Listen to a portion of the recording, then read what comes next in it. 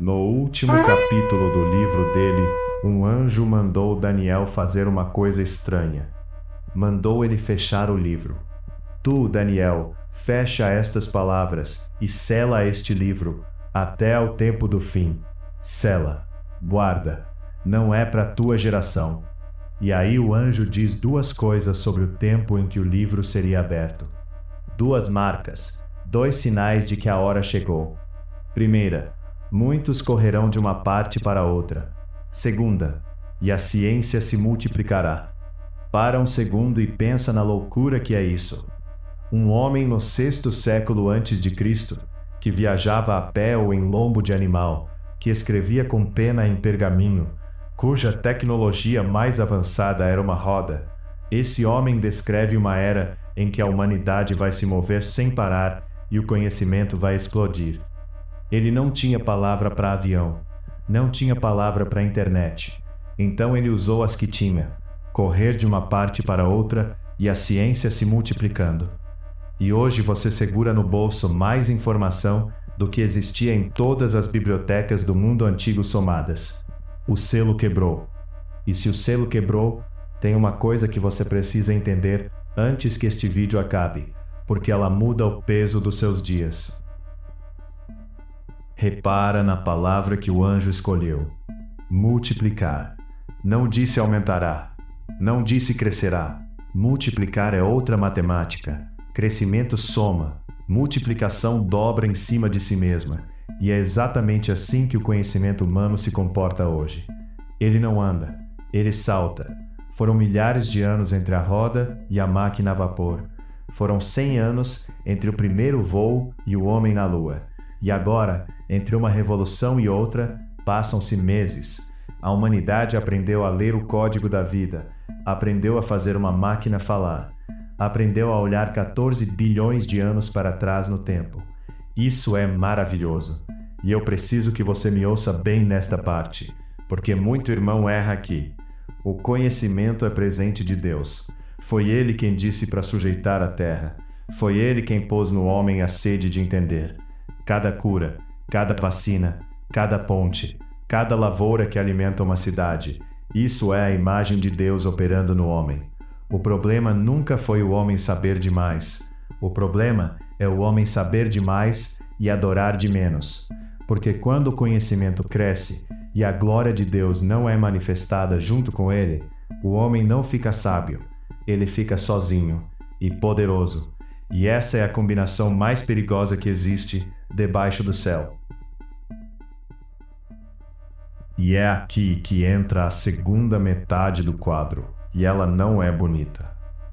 Paulo escreve aos Tessalonicenses e diz que antes do dia do Senhor, uma coisa precisa acontecer primeiro. Não vem aquele dia sem que antes venha a apostasia. Apostasia. A palavra no grego é apostasia, um abandono, um afastamento deliberado. Não é o descrente que nunca creu. É o que conhecia e soltou a mão. E olha a simetria terrível. No mesmo tempo em que o conhecimento se multiplica, a fé se esvazia. Nunca soubemos tanto. Nunca cremos tão pouco. Templos viram museus, Bíblias viram enfeite distante. A oração vira uma coisa que a gente faz quando o exame deu ruim. E o mais assustador nem é o ateu que nega a Deus. É o crente que mantém o nome e perdeu o fogo. Que sabe falar a linguagem, canta os corinhos, conhece a doutrina e não manifesta nada. Apocalipse diz uma frase que devia tirar o sono de qualquer um. Tens nome de que vives e estás morto. Nome de vivo e morto. Porque a apostasia raramente chega como uma negação em voz alta. Ela chega como um esfriamento em silêncio. E quando a glória de Deus deixa de ser manifestada pelos filhos de Deus, alguma coisa acontece com o mundo inteiro. E a Bíblia descreve isso de um jeito que eu preciso te mostrar. Romanos 8, um dos textos mais impressionantes de toda a Escritura. Paulo escreve: a ardente expectação da criatura aguarda a manifestação dos filhos de Deus. A criação está esperando, mas esperando o quê? Um evento no céu? Uma data? Não. Ela está esperando a manifestação dos filhos de Deus. A natureza está de pescoço esticado, esperando os filhos de Deus se manifestarem como aquilo que eles são. E enquanto isso não acontece, o versículo seguinte diz: porque sabemos que toda a criação junta, geme e está em dores de parto até agora. Geme e está em dores de parto. Repara na figura que o Espírito escolheu, porque ela é precisa. Dor de parto não é dor de morte, é dor de nascimento. Ela vem em ondas, e cada onda vem mais forte e mais perto da outra. Foi exatamente a mesma figura que Jesus usou em Mateus 24. Guerras, fomes, terremotos, mas tudo isto é o princípio das dores. O planeta está gemendo, e o gemido acelera. E olhe a ligação que a Escritura faz, e é esta a mensagem deste vídeo. Quanto menos os filhos de Deus manifestam a glória de Deus, mais a criação geme. Não é o clima sozinho, não é a política sozinha. Há uma ligação espiritual entre a terra e os filhos do dono da terra. Quando o sal perde o sabor, a carne apodrece mais rápido. Quando a luz se esconde, o escuro avança mais longe. E é por isso que você tem a sensação de que o diabo está mais solto do que antes, que a maldade ficou mais desavergonhada, que coisas que se escondiam agora desfilam, que aquilo que era feito no escuro hoje é celebrado no palco. Deixa eu te dar uma palavra que traz sobriedade e alívio. O inimigo não ficou mais forte, ele nunca ficou mais forte. Ele é uma criatura, foi derrotado na cruz e continua derrotado hoje e vai continuar derrotado amanhã. O que aconteceu foi outra coisa. Ele ficou mais visível porque a luz recuou. Barata não fica mais forte quando você apaga a luz da cozinha. Ela só fica mais à vontade. O escuro não é uma substância. Não existe um raio de escuridão. O escuro é apenas o nome que a gente dá ao lugar onde a luz não está. Então, quando você olha para o mundo e sente que as trevas estão ganhando terreno, ouve o que eu vou te dizer. Não é que as trevas cresceram, é que faltou tocha acesa no lugar. E isso, irmão, é uma notícia boa, porque muda quem tem o poder de reverter. E agora eu preciso te dar o versículo que é o alicerce da esperança neste tempo. 2 aos Tessalonicenses, capítulo 2. Paulo está falando do homem da iniquidade que há de se manifestar. E aí ele diz: e agora vós sabeis o que o detém, para que a seu próprio tempo seja manifestado. Porque já o mistério da injustiça opera, somente há um que agora resiste, até que do meio seja tirado. Somente há um que agora resiste. Existe alguém segurando. Os intérpretes divergem sobre quem exatamente é esse que detém, e eu não vou ser dogmático, onde a Escritura foi discreta. Muitos entendem que é o Espírito Santo operando através da igreja na terra. E eu tenho essa convicção com humildade. Mas o ponto que ninguém discute é este, e é ele que muda o seu dia. Você entendeu o que isso significa? Significa que enquanto a igreja estiver na terra cheia do Espírito de Deus, tem um limite no que a escuridão pode fazer. Você não é um espectador assistindo o mundo desabar. Você é parte da contenção. Aquela sua oração de madrugada que parece que não sai do teto, ela é contenção. A sua recusa de entrar na trapaça do escritório é contenção. A sua casa onde o nome de Jesus ainda é falado é contenção. O inferno não avança um palmo a mais do que a igreja recua. E isso não é motivação de palanque, é doutrina. Está escrito: há um que agora resiste, e enquanto ele estiver aqui, e você com ele, ainda é tempo de fazer barulho. E aí, a gente volta para Daniel 12.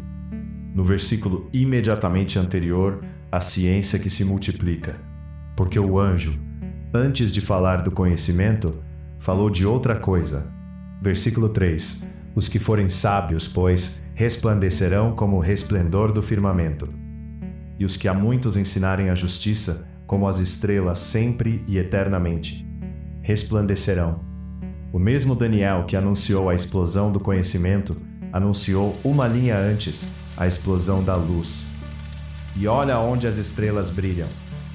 Ninguém vê estrela ao meio-dia. Estrela é vista no escuro. Quanto mais escura a noite, mais gloriosa a estrela. Você não nasceu no tempo errado. Você nasceu no tempo em que a sua luz vale mais. Jesus disse: Vós sois a luz do mundo. Não se acende a candeia para colocá-la debaixo do alqueire, mas no velador, e alumia a todos os que estão na casa. Então levanta com a tocha acesa. Não precisa de púlpito, não precisa de palco, não precisa de câmera.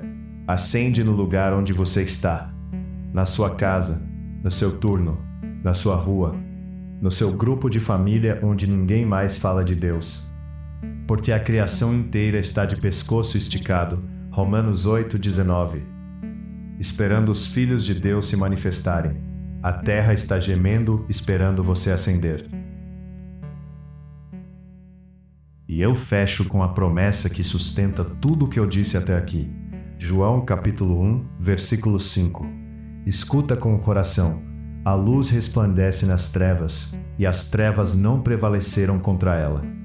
Não prevaleceram. Isso não é otimismo, é física espiritual. Faz o teste. Entra num quarto completamente escuro, fechado há 20 anos, e acende um palito de fósforo.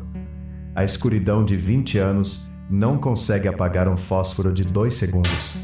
Nunca, em toda a história do universo, o escuro invadiu uma sala iluminada. É sempre a luz que invade o escuro. Sempre, sem exceção. O escuro não tem exército, não tem arma, não tem substância. Ele só ocupa o vazio que a luz deixou.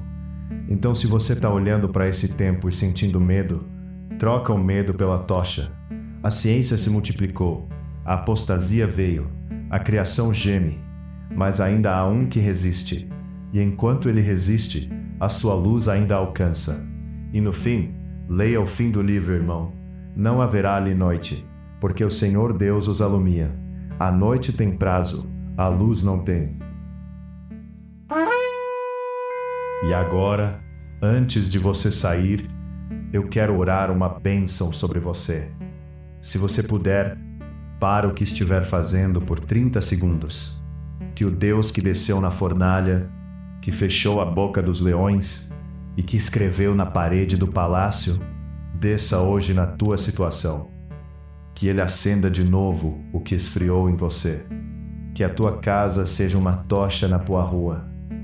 Que o teu nome seja lembrado no céu, como um dos que resplandeceram na noite. E que nenhuma treva, nenhuma, de espécie alguma, prevaleça contra a luz que Ele acendeu em ti. Porque está escrito, e ninguém revoga: a luz resplandece nas trevas, e as trevas não prevaleceram contra ela. Levanta a tua tocha, sem medo e sem coleira. E me responde aqui embaixo, porque eu leio todos. Onde é que Deus está te chamando para ser tocha acesa hoje? Na tua casa, no teu trabalho, na tua rua? Escreve, uma palavra que seja. E se você quer receber um estudo curto todo dia, o Óleo Diário é o nosso grupo no Telegram. O link está aqui embaixo. Não é fã-clube, é trincheira. Se inscreve, ativa o sininho e vai acender. Que Deus te guarde de pé. Maranata.